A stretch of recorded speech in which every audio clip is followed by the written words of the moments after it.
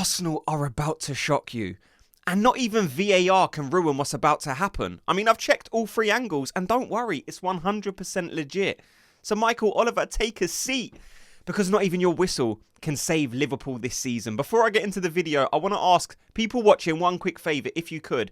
Hit like and subscribe on this channel, please. It helps me out more than you could ever imagine. So I want to actually start with a question.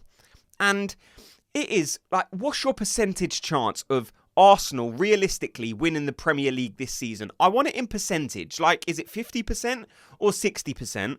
And if we get Eze, does that change? So does it go from a 60 to a 70?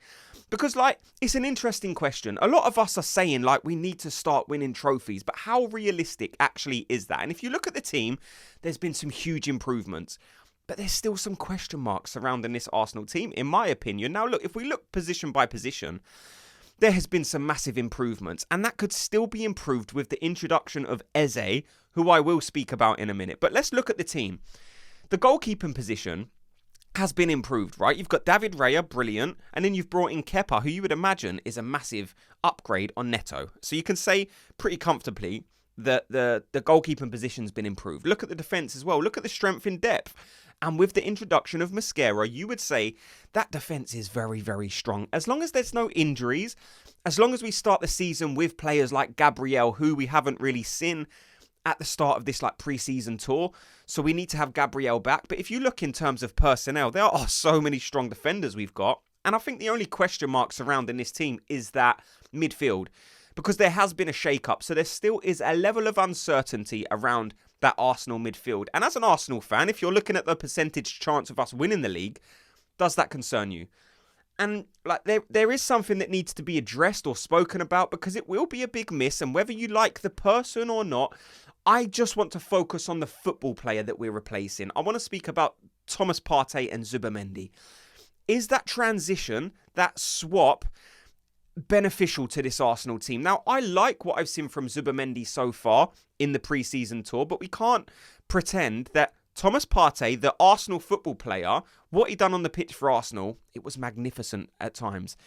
And it was something I noticed in the Newcastle game yesterday, where it was like Newcastle had that shot from outside the box.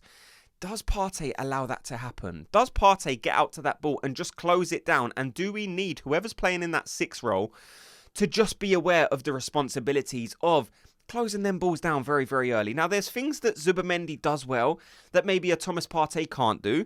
Look, he's a younger player. Maybe he's got fresher legs. But in terms of distance covered as well, he does cover more distance than Partey. But Partey just always seemed to be in the right position at the right time. And that's the only uncertainty I think I can look at or pinpoint in this Arsenal team and say, this will be different to last season. Last season, we had Partey in for the majority of games. He didn't get an injury, and we know when Partey doesn't get an injury, he performs very well. And now we just need to have Zubimendi slot into that position, hopefully seamlessly, and then you can probably look at it as an upgrade. But until we see more evidence, that's the only area of the pitch I can identify and say there's probably a level of uncertainty. Because if you look at the attack, again, you would say we've improved.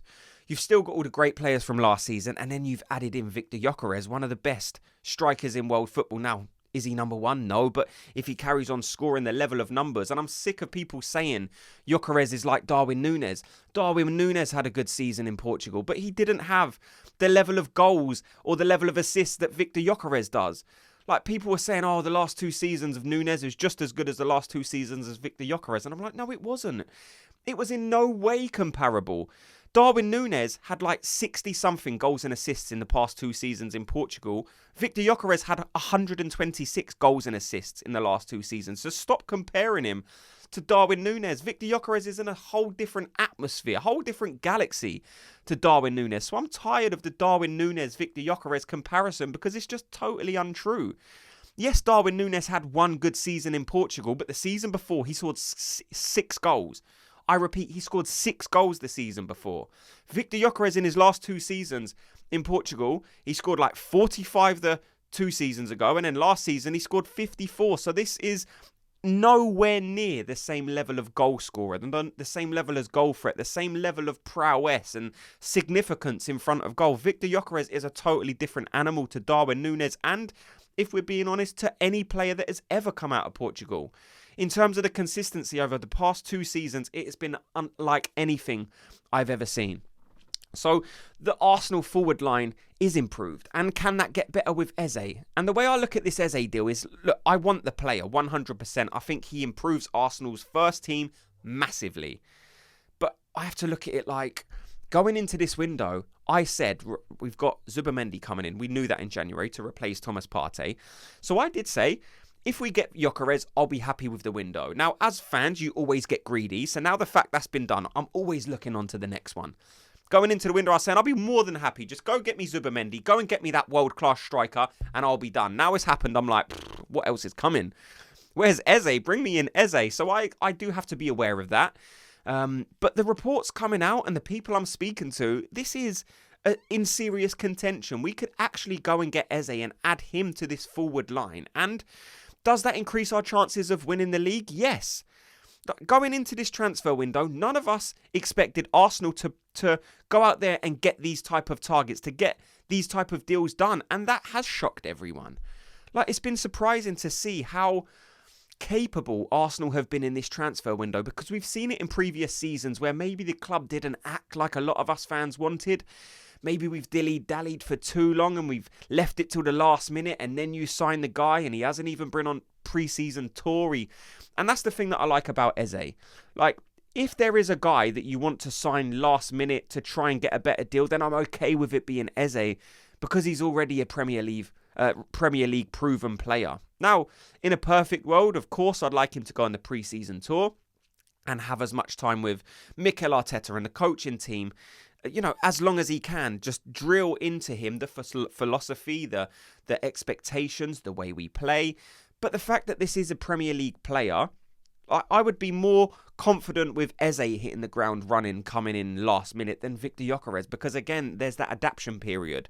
He's played in a different league, so he needs to come over and play with Arsenal in the pre-season tour. He needs to play against teams like Tottenham. He needs to play at the Emirates Cup and get a feel for what it's like playing for this football club. Eze already knows. Like, he was in the Arsenal youth teams. He was playing last season in the Premier League, scoring goals, assisting goals, performing at a level where you know there won't be that much of an adjustment period. So I just want us now to get this deal done, because I do think he slots straight into that first team position. I think he plays over Martinelli, over Trossard. And I heard people in the comment section saying, oh, everyone's forgetting about what Martinelli done. And I don't. I constantly rave on this channel about how when Martinelli's playing on top form, he's my most exciting player to watch. But I can't wait another 2 seasons for that Martinelli to come back. It's been 3 seasons already. How long do we give this guy before we start saying, and I'm not there where other people are by saying, get this guy out the club, he hasn't done it in 3 seasons. I still want Martinelli to be in this squad. If he's good enough to fight for Eze and win that first team position, brilliant. That's great for the team. You want players to be fighting for those positions, and Eze versus Martinelli, I think, pushes both of them to a level that gets the best out of them. I think we can get that Martinelli back if we've got a player like Eze. Look, Martinelli's Brazilian. Where's the flicks and the tricks? If Eze comes in and starts putting all his skills on show, I got a feeling Martinelli of 3 seasons ago will come back. That confidence where he was bringing the ball out of the air with the back heel of his foot. That Martinelli is in there somewhere. We just need to unlock it. And there was glimpses towards the end of last season that I saw in Martinelli, and I was like, you are getting some confidence back. But I just think there would be nothing better for Martinelli than to have Eze in this team. And that might seem counterproductive, because a lot of people would just say, well, then Eze's going to win that position. But I think that pushes Martinelli to new levels. I don't know. Let me know your guys' thoughts on everything you've heard in this video. Do you think we can realistically get Eze? Do you think that improves Martinelli? And what are the chances that Arsenal win the Premier League this season? Let me know. Thanks so much to everyone for watching and listening. Before you go, if you could do me a quick favour, just hit like and subscribe, and I'll speak to you all in tomorrow's video. Gooners, have a good day.